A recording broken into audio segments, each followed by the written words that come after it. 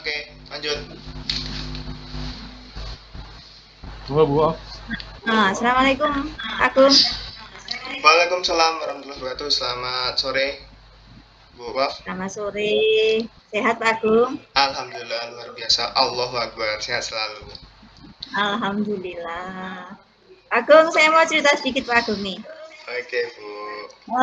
Kemarin tuh saya ketemu sama muridnya Pak Agung itu di jalan itu. Jadi kita pernah ngobrol-ngobrol itu ya, ngobrol-ngobrol sedikit itu. Ada informasi ini buat Pak Agung ini ya. Pak Agung bener kan sih Pak Agung mana Pak? Buka les-lesan itu ya? Iya. Buka les-lesan. Oh iya. Kemarin itu ada yang bilang katanya tuh suka sama les-lesannya Pak Agung itu. Tapi katanya kemarin ada yang sempat tidak berangkat selama sebulan katanya. Nah, nggak berangkatnya dia tapi katanya karena ada satu hal kalau keluarganya itu ada yang sakit gitu. Nah, terus dia katanya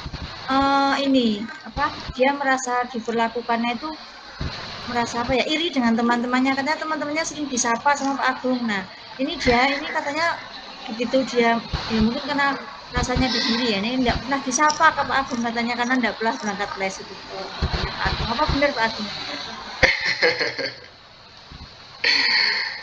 Ya, terkadang mungkin ya itu Bu, tanggapan anak berbeda-beda Bu ya.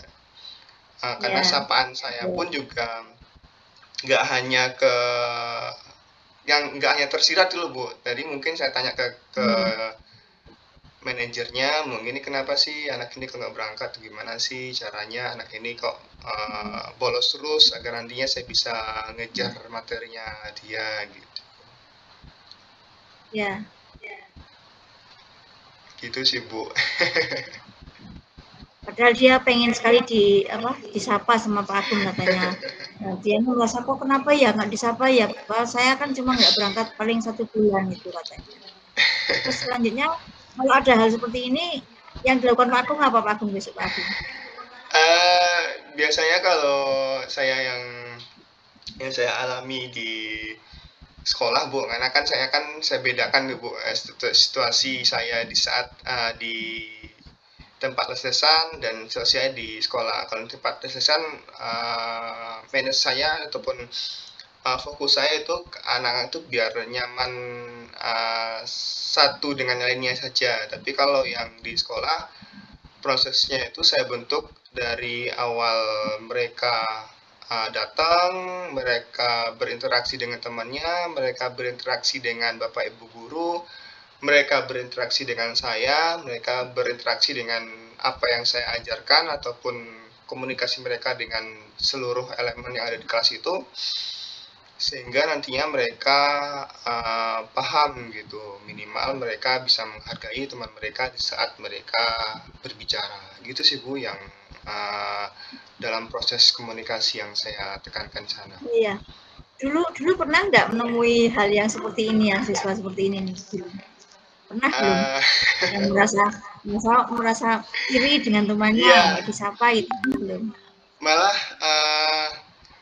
sering Bu, kalau di sekolahan Bu, sering anak gini. Jadi gitu ya.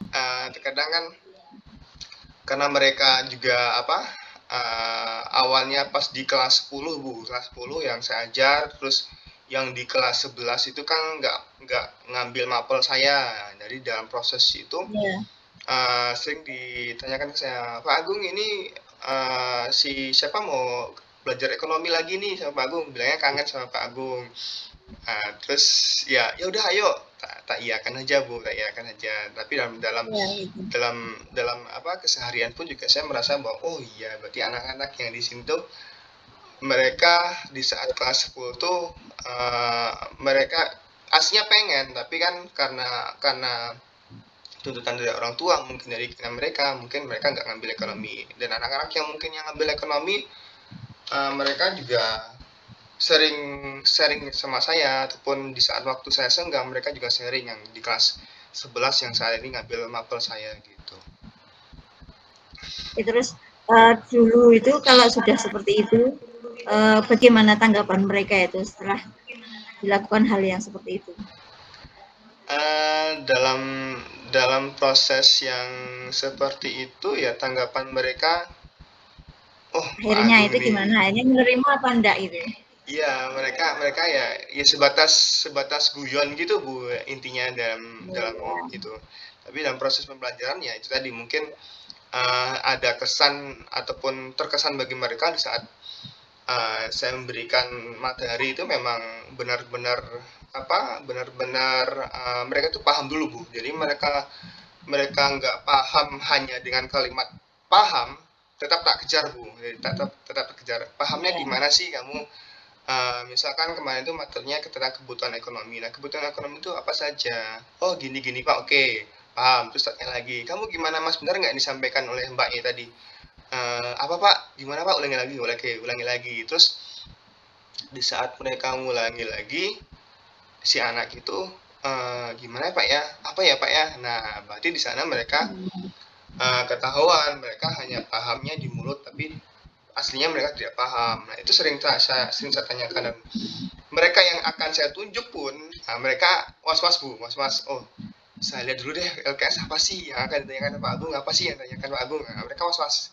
Jadi mereka tersadarkan bahwa oh iya, di materi Pak Agung ini memang harus benar-benar paham dengan ekonomi, aplikasinya ekonomi pun harus benar-benar ada dari materi yang sudah saya ajarkan. Jadi nggak hanya materinya saja, mereka pun juga harus tahu kegiatan ekonomi itu seperti apa. Apakah mereka sesuai dengan kegiatan ekonomi yang sudah saya ajarkan atau tidak, gitu.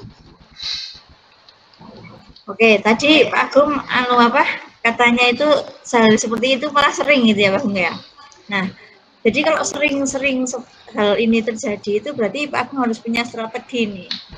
Kira-kira strategi apa yang bisa dilakukan oleh Pak Agung? Kalau nanti hal berikutnya nemu lagi hal seperti ini, strategi yang harus dilakukan Pak Agung apa?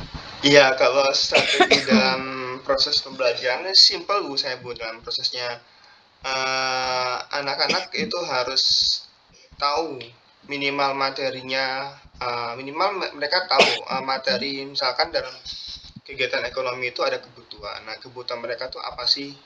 Nah, dalam kebutuhan mereka itu harus terpenuhi yang mana dulu?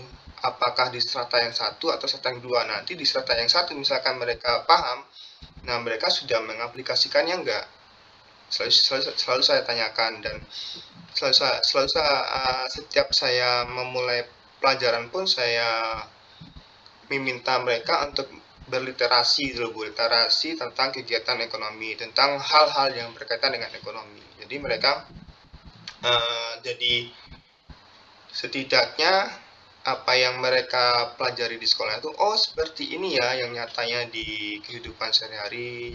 Misalkan nanti mereka terkena pajak ataupun nanti saat mereka membayar pajak, apa sih nanti akan dilakukan. Terus misalkan pemerintah memberikan subsidi, uang itu dari mana sih aslinya. Nah, dari sana tuh mereka juga paham oh seperti ini ya Pak ya. Terus mungkin tentang investasi juga apa saja yang mereka harus temui di lapangan, dan bagaimana sih solusi investasi yang baik dan benar itu. Nah, itu yang nantinya untuk materi sekitar materi kebutuhan. Nantinya juga mereka di saat diskusi pun ya attitude mereka harus sesuai. Jangan sampai di saat temannya presentasi mereka hanya bermain HP, mereka hanya melihat temannya, tapi ditanya balik mereka zong gitu, nggak tahu apa sih oh yang disampaikan, oh apa sih, seperti itu Bu. Oke, terakhir Pak Agung, pertanyaan terakhir nih. Nah, berarti kalau Pak Agung melakukan hal seperti itu kan intinya Pak Agung itu pasti dekat sama anak-anak ya kan, perlu guyonan juga sama anak ya, kan diselingi guyonan. Nah, hal-hal seperti itu menurut Pak Agung itu ada untung dan ruginya enggak itu? Untungnya kalau untungnya apa, ruginya apa? Itu kalau dekat sekali sama anak seperti itu. Iya Bu. Hehe sama anak itu. Sebenarnya ke anak-anak pun saya kayak ketapel gitu loh Bu. Jadi saya bisa dekat, saya juga bisa jauh. Jadi di saat sejauh itu saya juga misalkan mereka keluar dari jalurnya mereka guyon ya, saya harus tetap sampaikan bahwa oh, kamu seperti ini loh harusnya, kamu tidak boleh keluar dari zona seperti ini, jalur seperti ini. Ya. Di saat saya guyon pun saya memasukkan sedikit materi ataupun beberapa materi, dan juga saya tanyakan tentang materi yang saya ajarkan. Ini gimana Mas?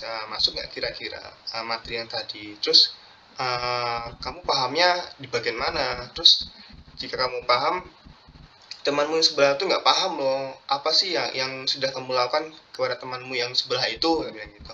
Kasihan dia nggak paham. Kamu paham tapi temanmu nggak paham.